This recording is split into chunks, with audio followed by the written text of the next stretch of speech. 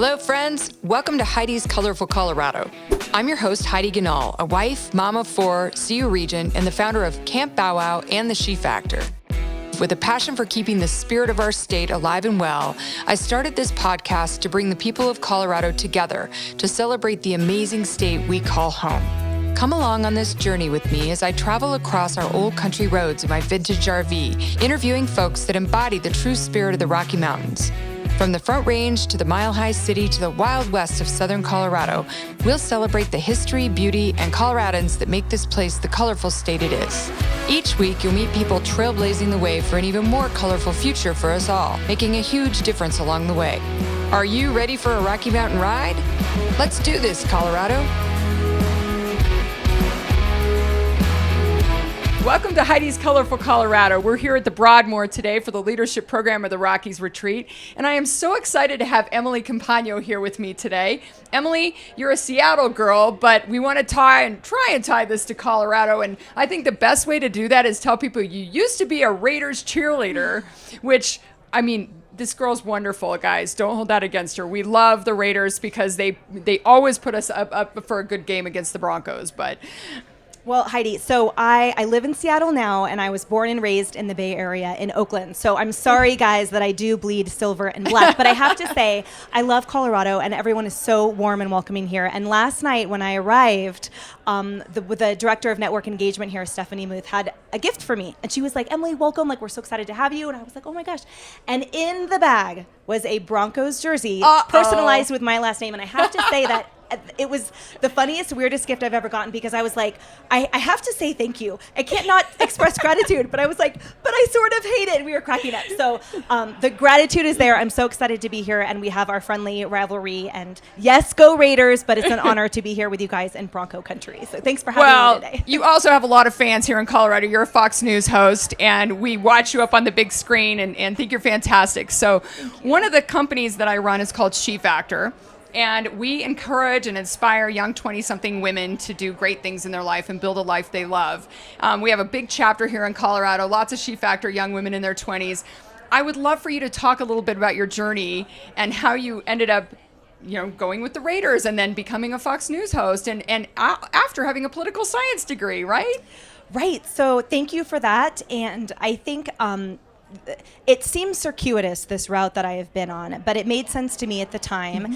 And after high school, I went to college right away. I went to the University of Washington and had the honor of having a U.S. Air Force ROTC scholarship. Oh, that's and fantastic. Before that, I'd wanted to be a fighter pilot. Actually came here to Colorado. I did the summer scientific seminar at USAFA, the Air Force Academy, just down the road from here.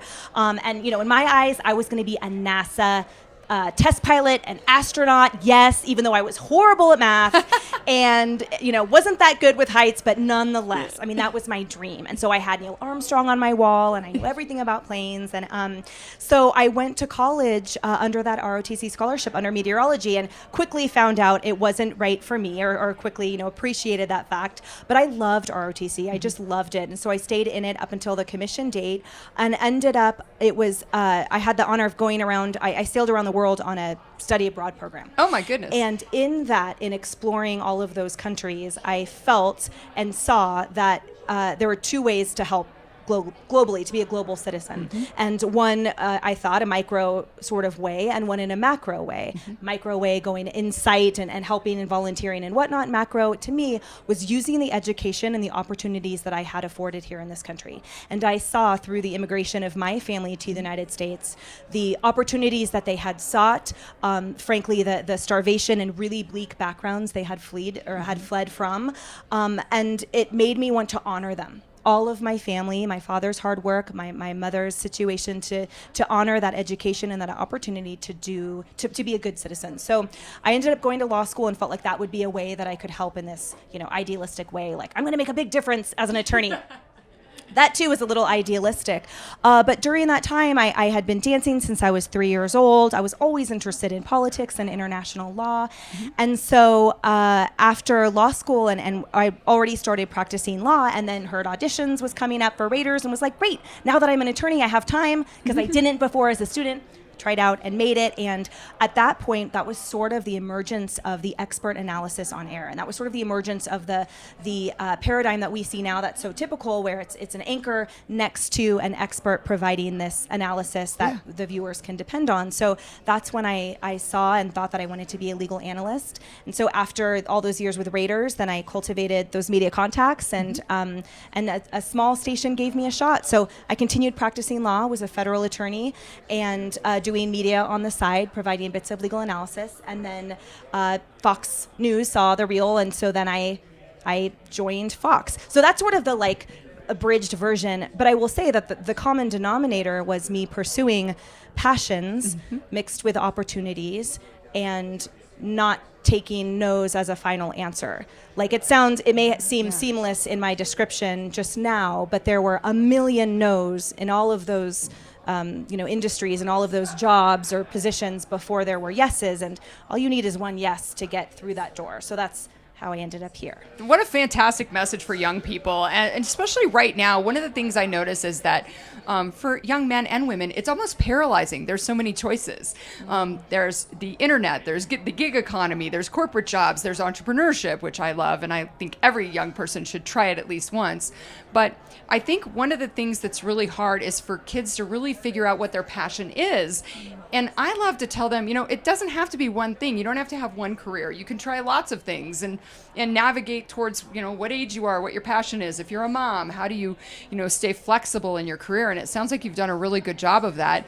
Now that you're going to be going to DC and moving away from Seattle, how do you navigate that part with keeping connections to your families and your life in Seattle and actually moving across the country to do that? Right. And headquarters for Fox is in New York City. And so I sort of, at this point, I'm in between Washington State and New York City downtown. Oh, so it'll be New York City, not DC. Right. Yes. Sorry. Yes. I thought that's where Fox was headquartered.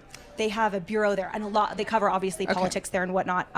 I would say that, when we talk about maintaining your values and maintaining the things that we're close to, I mean, I've had the pleasure of chatting with you for a few minutes, and I know that family is your number one priority. That's yes, obvious, as my dad's right? helping us set up the podcast. Yes, and I love it. And you were glowing about your daughter, and that's wonderful. And so I think, my point is that when you keep that as a priority, the logistics fall into place. Yeah. And that's how I felt throughout this entire career. My parents are my greatest influences. They're who I communicate with the most. They are who I am most grateful for and look up to the most.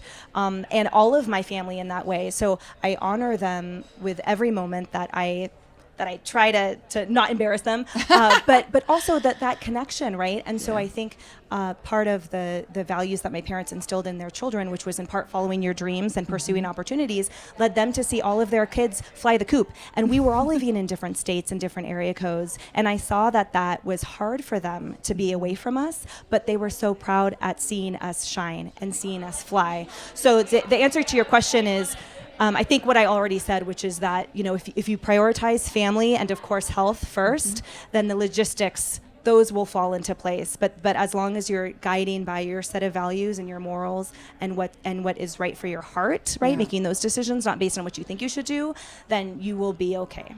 Well, thanks, Emily. You're such an inspiration to young women, and to me, too. I'm an older woman.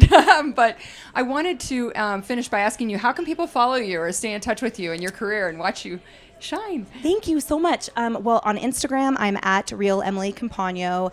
Twitter, I'm at Emily Compagno. I don't tweet so much. I find that's a different tone over there in the Twitter world. Oh my goodness, is it? Yeah. And then I'm on Fox News every day at 12 Eastern. I co-host Outnumbered, which is an hour show every day from 12 to 1. So that's fantastic. One of the lessons that we teach in She Factor, or one of the methodologies, is setting up your SEAL Team 6, which was from Harris Faulkner taught us that. Yes. She spoke at this conference a few years ago, and I loved it. And I give her credit in the book and talk about her experience as a child and growing up. But she's fantastic too. So give her a She Factor shout out for us. I will. And she and I chatted, and she shared with me that she had been here, and she's someone who leads by example too. Yeah. Right. And I think as we talk about surrounding ourselves with SEAL Team 6 and whatnot, surround yourself by those who by their modeled behavior and by their modeled decisions and choices, that's setting that example for you. And it always doesn't have to be leadership, because maybe not everyone is comfortable pursuing a leadership route. Sure.